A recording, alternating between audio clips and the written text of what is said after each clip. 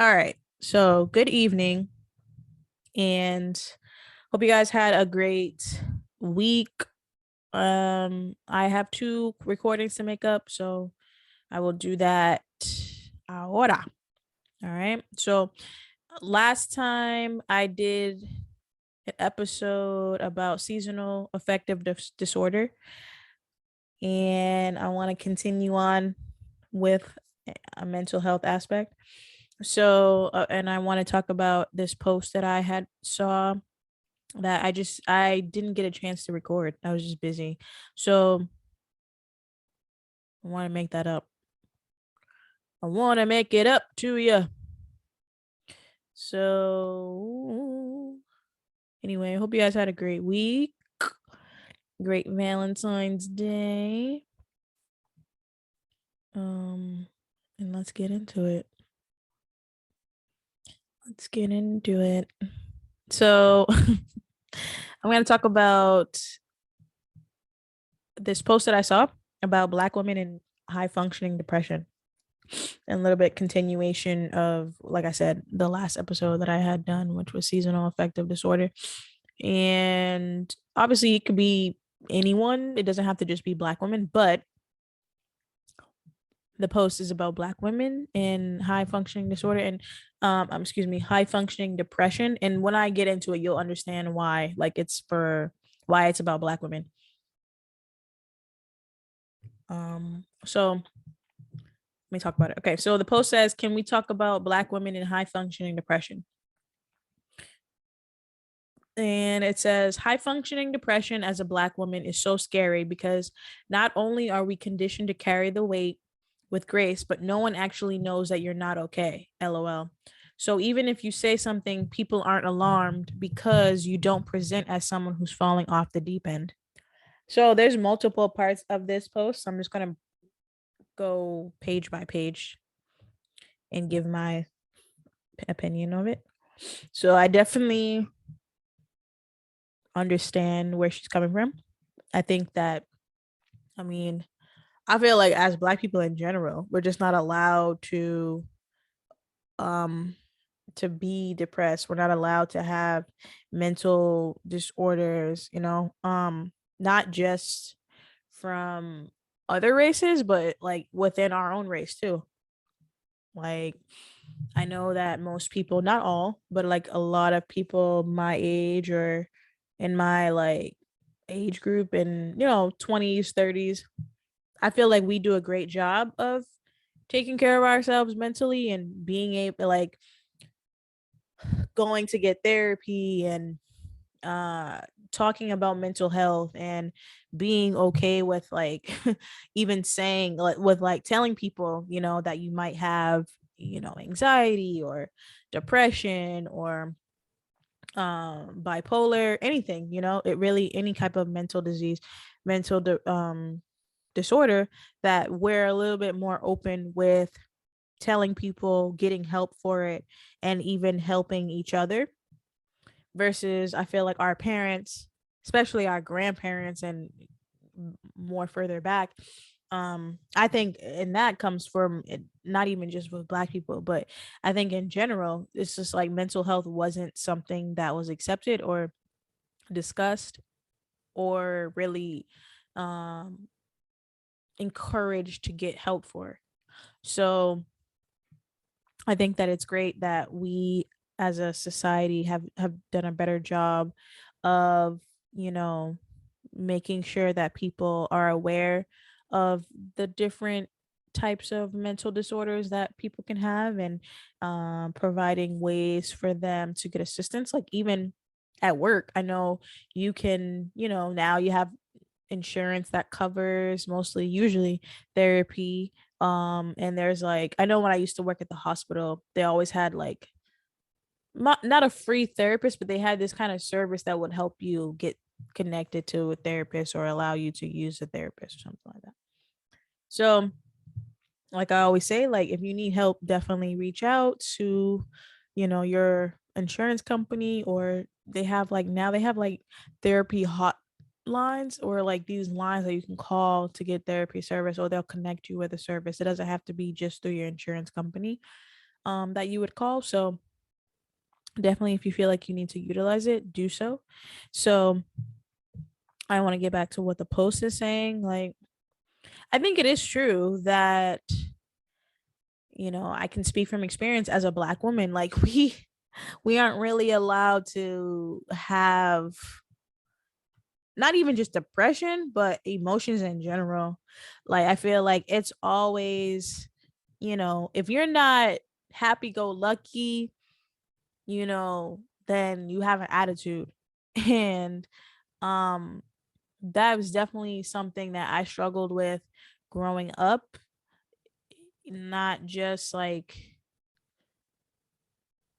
I don't want to say at home, but like in general. I think that if you're not a happy, cheery person and always smiling and stuff, then people will assume that you have attitude, when it's like, no, like it could be a million things, right? It could be like, no, I'm just having a bad day, or I'm tired, or I'm hungry, or, I'm on my period, something, anything, and it's just like, to, it's, to me, it's dismissive, because it's like, okay, even if I do have an attitude, how about you try to, if you care about me, try to figure out why, because if you, especially if someone who's working with teenagers or young women, usually you should have the knowledge that a lot of the times, like with mental illness or with depression, it's not always someone who's walking around sad. Like I said before, it can be masked by an attitude per se. Um, and it's not necessarily an attitude, it's the um depression that can make you just, I don't want to say angry, but definitely what do they call it? Like short tempered, or quickly you can be irritated very easily. And I knew that for me, at a certain point in my life, that was happening to me. Like I was just mad about everything, or not even mad, but just I would get irritated very easily. Sometimes not even really knowing why, but it was again, I don't know if it was depression, but it was just like an overflow of emotions that were going on, and trying to like navigate how to understand what was going on with me, and how to even interpret that to explain that to someone else. So I would say be mindful of that, when dealing with young Black women, or just Black women in general, that it doesn't always mean that that person just has a legit attitude. It could be just high functioning depression, coming to the surface. Because when you, as a man or a woman, when you're carrying a lot of weight, um, it can get heavy, and it's hard, like I said, to find the correct outlet to be able to even, talk about what's going on with you without the fear of being judged, or discriminated against, or um just made to feel worse. It's funny because I'm doing my project on Black women in maternal health, and how um the difference between the way Black women and white women are treated within maternal health. And there's a lot of research, there's a lot of evidence, just how, the differences impacts the likelihood of um, survival for the woman or in her baby, based on the races, and just how, there's so many changes that needs to be made within healthcare, because a lot of these, you know I don't want to say rules, but a lot of these health organizations are being run by white males, older white males, and that's just like not realistic. Because for one, they're not the ones having the babies, and for two, it's just like their mindset is different. It's like it talks about,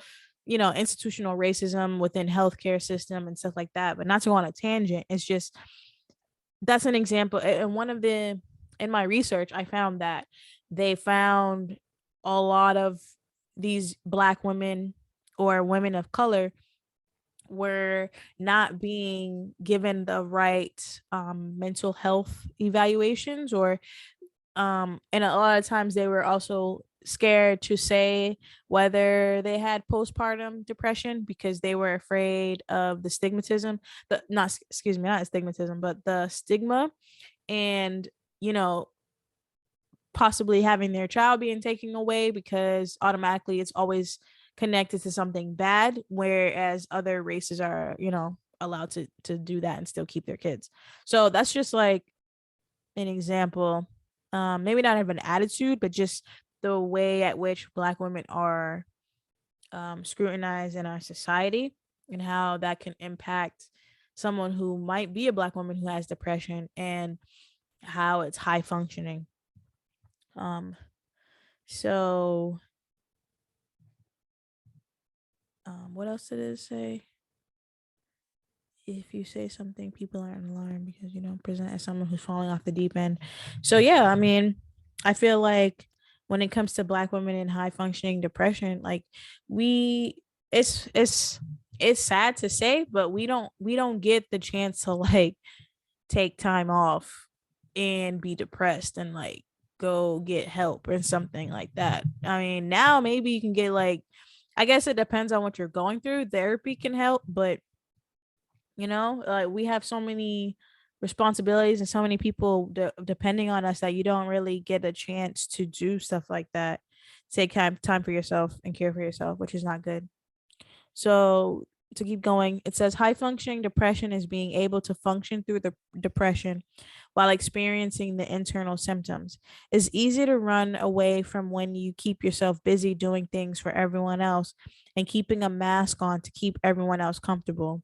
When I see something like this, I think of like moms, and that's of any race, you know, this like kind of like I was talking about the postpartum depression, like how I feel. I mean, I've never experienced childbirth or pregnancy yet, but I would assume that, you know, as a mom, whether you're a new mom or you're your second, third, whatever, you're probably you would probably feel like you can't say like, oh, I feel like I have postpartum depression or I'm depressed, because you would feel afraid of, you know, what that could do involving your baby, and you know, or you as a mom, how you're going to be viewed, and you could possibly try to keep yourself busy by, you know, you taking care of the kids and the house and yourself and everything. And even if you don't, even if you didn't just give birth, you know,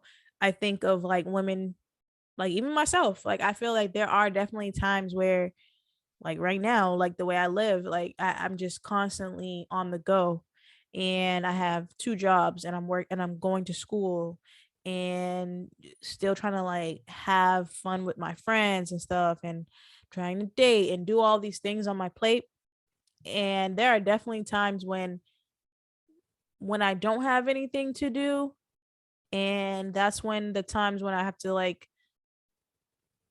just sit out and chill, but it kind of it makes me a little bit anxious, because then I'm like thinking of everything that I haven't had a chance to think about.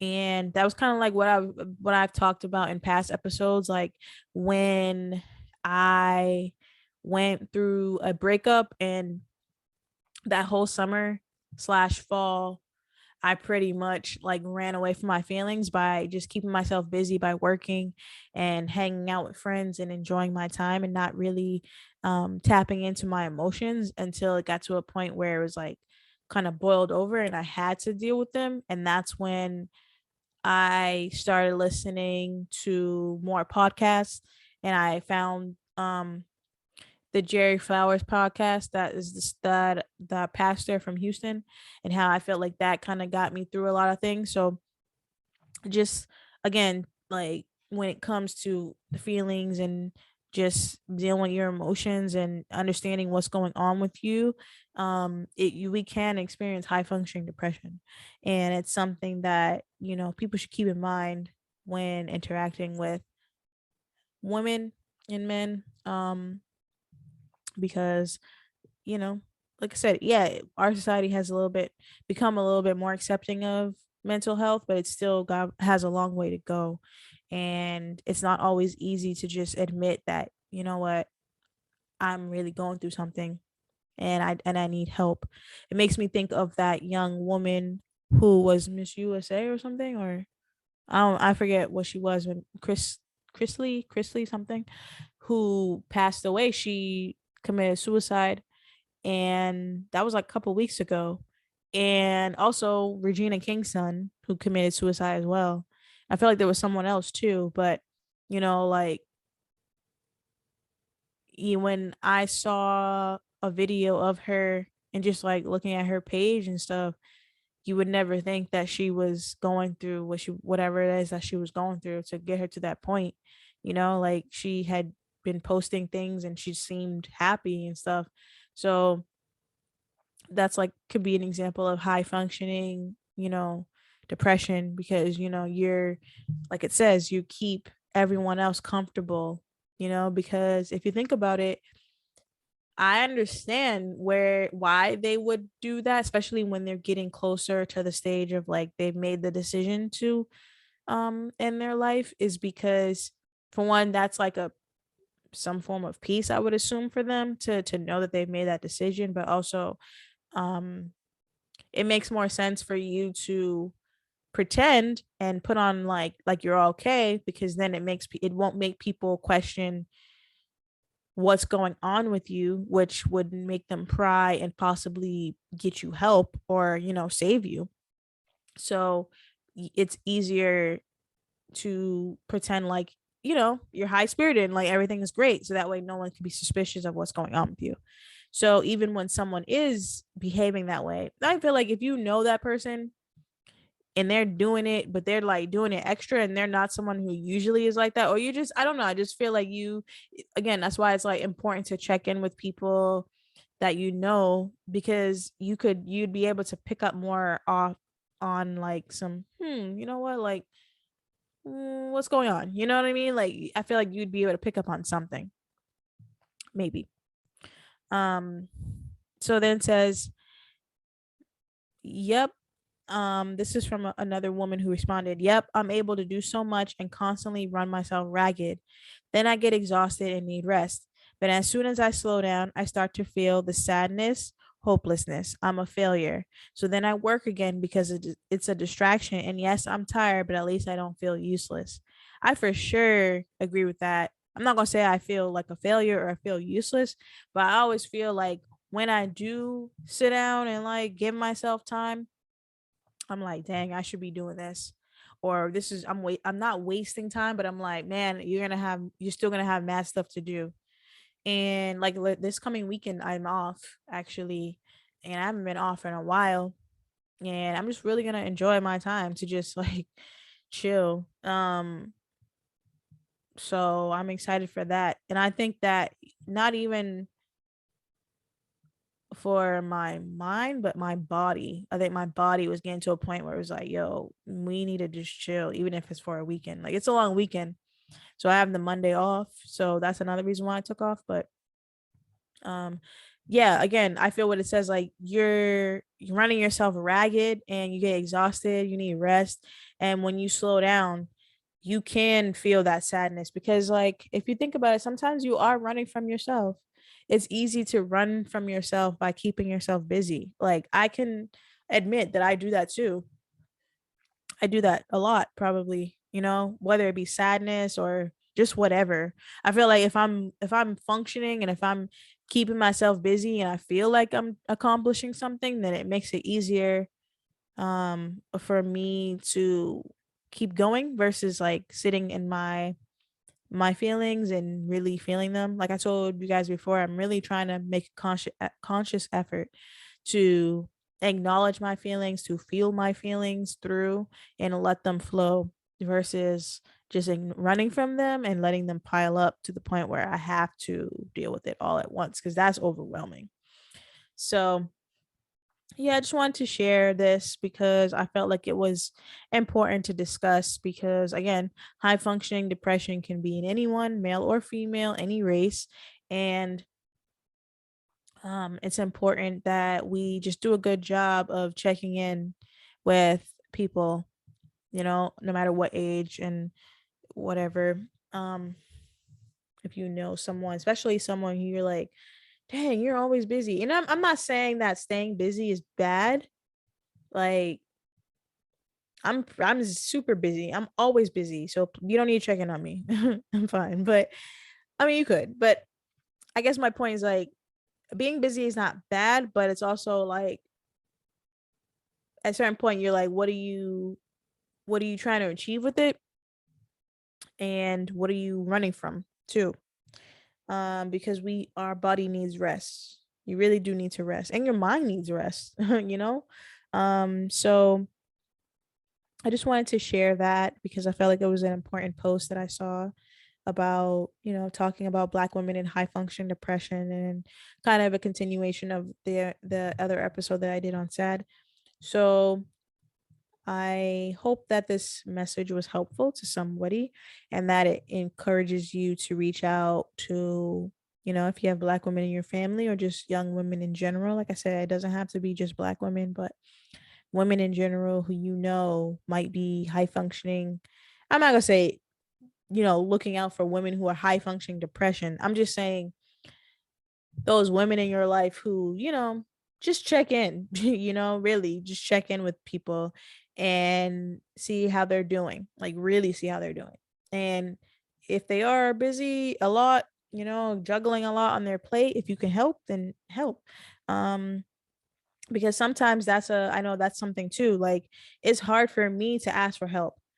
And I think that that's something too that kind of is a part of the high functioning depression, because they don't want to be a burden to anyone. And they, again, it's kind of like that masking of like, if I let you in just a little bit, then you might catch a glimpse of what's going on and then, pry in and stuff. So I would say if you can, you know, just check in with people, see if you can offer help. And if you feel like someone needs help, definitely do that for them in some type of way that you feel is the best for you to do to help them. And you shouldn't be ashamed if you do feel this way.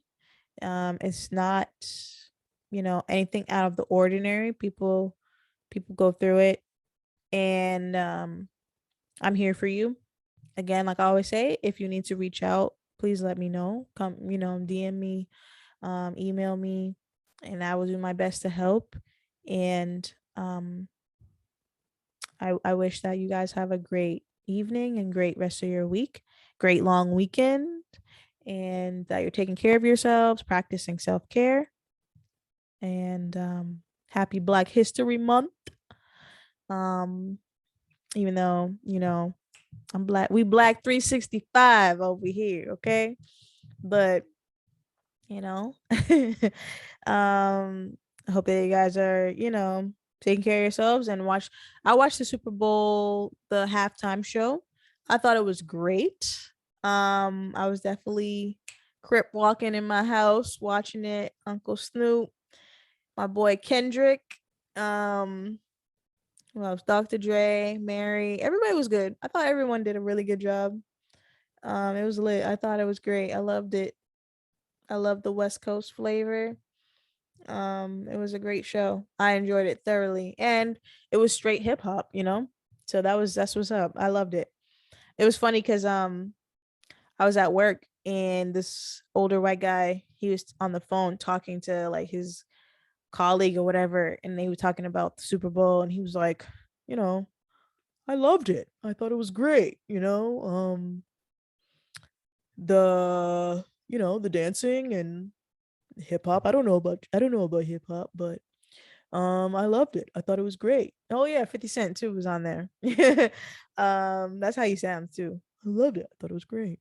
So 50 been eating though. But I love 50 Cent. But overall I thought it was a really great show. I love Snoop. I thought he did great. Dr. Dre did great. Everyone did great. They all looked great. So shout out to them for putting on a great show. And I was able to catch Janae, her performance as well. I thought she did a great job. Of course, I do because that's my favorite singer. But no, she really did a great job, and she looked really nice. I watched Euphoria, which was an interesting episode. I was kind of disappointed with it. I thought it was kind of like black considering like what happened the episode before, but I feel like it's about to be, and the next episode is probably about to be really good. So if you watch that, I'm sure I would like to know what you guys think too. And so yeah, thank you for listening to Black Hippie Lounge. I'm your host Chanel. And if you can rate and review the podcast, give me 5 stars and a comment, and share the post on Instagram, share with your friends and family so they can listen too. Share, the podcast so it can expand.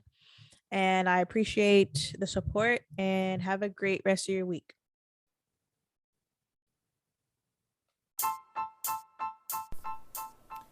Meditate, manifest, invest in you. Join me on my spiritual journey as I elevate myself and like-minded listeners to a higher level mentally, physically, and spiritually. Thank you for listening. This is Black Hippie Lounge, and I am your host, Chanel.